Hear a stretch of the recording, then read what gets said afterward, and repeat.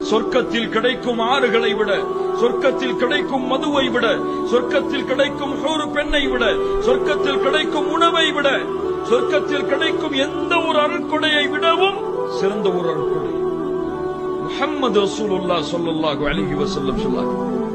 அல்லாஹ் அழைப்பான்.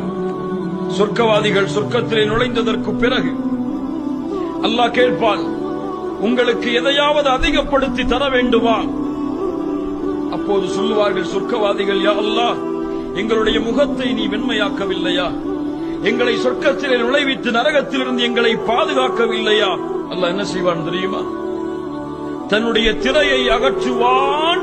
இந்த உலகத்தை படைத்த, வானத்தை படைத்த, அரசாட்சிகளை தன் கையில் வைத்திருக்கக்கூடிய, முதலும் யாருக்கு இல்லையோ, இறுதியும் யாருக்கு இல்லையோ, யாருக்கு சிறு தூக்கமும் பெருதூக்கமும் பீடிக்காதோ, யாருடைய இல்ம் இல்லாமல் இந்த பூமியில் ஒரு இலை கீழே விழ முடியாதோ, வமா தஸ்குது மின் வரகத்தின் இல்லா யஅலமுஹா, அந்த ரப்பை அந்த சொர்க்கவாதிகள் இந்த இரண்டு கண்ணால் பார்ப்பார்கள்.